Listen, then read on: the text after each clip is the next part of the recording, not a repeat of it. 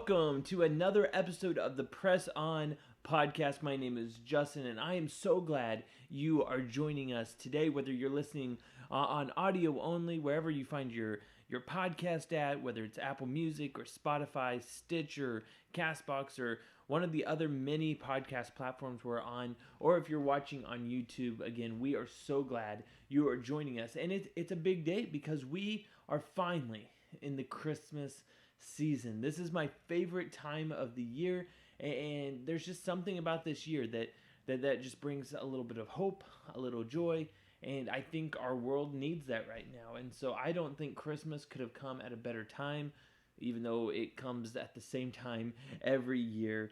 I just love this season. And so to celebrate that season, we are diving in, and we've never done something like this on our podcast. Usually, when we're studying scripture, we go through a book of the Bible. And we've done 3 books in our time together. And then we've had a couple of one-off messages here and there in special episodes like that. But what we're going to do for the next 4 weeks is kind of like what you would see at church, a sermon series or something like that. We're going to be in a series, not necessarily just in one book of the Bible, but I want to center around this one idea and something that I love most about this Christmas season. And the thing that I love most is the hope that it brings.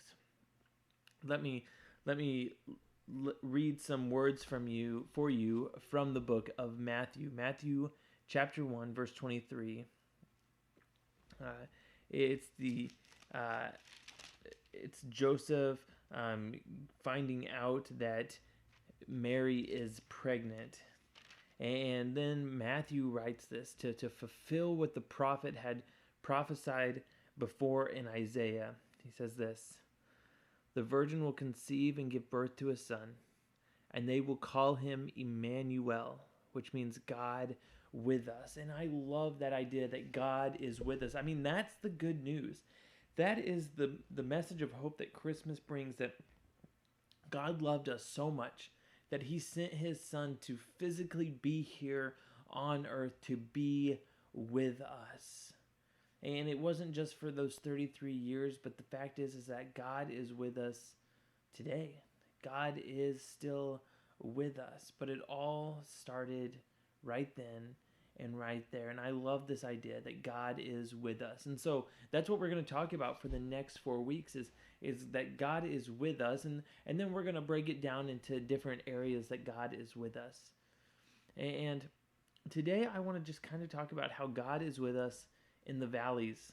In the valleys of life, God is with us. I mean, when life is going good, it's really easy to believe that God is with us, right? I mean, when we get a raise, or our kids get along, or when we get the short checkout line at the grocery store, right? It's really easy to say, man, God was really with me today. God is with us. But what about when we're in the valleys of life? When we're alone, we're scared, we're hurting, or we get bad news. Are we quick to believe that God is with us then? Because if you're anything like me, it's easy to say, God, where are you in these moments? God, I need you right now. But the fact is if we believe this message of Christmas, that the God is with us, then he is right there with us in the valleys as well. It's been said, Pastor Greg Groeschel says this, that we might enjoy God on the mountaintops, but we get to know him more intimately in the valleys. This is where we see the heart of God. This is where we understand what he wants for our lives. This is where we learn to cling to him even more. The valleys are so important. But how do we get through the valleys? And I'm not just talking about getting out of the valley, like making life better. I'm just talking about getting through them. Like, keep walking through. How do we get through the valleys of life with knowing that God is with us? How do we keep that in our mind? Well, it's just that. I think we have to keep our mind set on God. We have to keep our focus on God no matter what we are going through. I might not look like it, but I'm pretty clumsy. I'm not very coordinated. I know I look like I could bench press a school bus, and I'm just kidding. But I don't know a lot about dancing and dancer life. My sister danced for a long time, but I did learn something, and it's this term called spotting. And usually, I'm pretty sure it's more for ballerinas. But when a dancer is making quick turns, they do something called spotting, and that's where they keep their eyes focused on one fixed point. And when they turn, they try to whip their head around as quick as possible to keep their eyes focused on that one quick point. And they do this for a couple of reasons. One, it keeps them from getting dizzy. And two, it keeps them from losing their balance. If you're focused on one point, your balance is a little bit better. And I think the same is true for us as well. In life, if we keep our eyes focused on God, we don't get as dizzy. Our life doesn't lose as much balance. No matter if life is good or bad, it still kind of remains not controllable, because God's in control, not us. But it seems a little bit, I don't know how to say it. It seems a little bit more manageable when we keep our eyes focused on God. Check out what the psalmist writes. In Psalm 16, verse 8, it says this: I keep my eyes always on the Lord. With him at my right hand, I will not be shaken. And so we enjoy God on the mountains, but we get to know him better in the valleys. And either way, whether it's on the mountaintops or in the valleys, we know that God is with us. I want to wrap up this quick little message today with another passage from Psalms.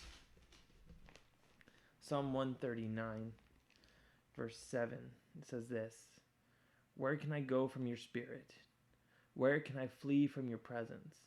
If I go up to the heavens, you are there. If I make my bed in the depths, you are there. If I rise on the wings of the dawn, if I settle on the far side of the sea, even there your hand will guide me.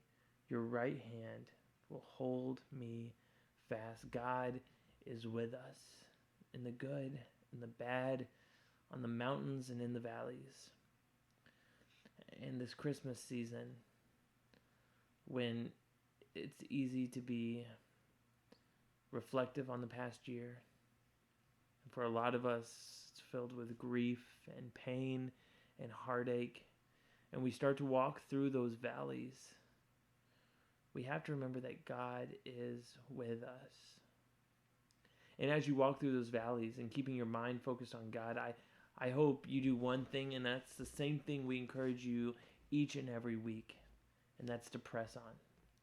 I can't wait until next week when we talk about God being with us in the wilderness. It's going to be awesome. Until then, adios.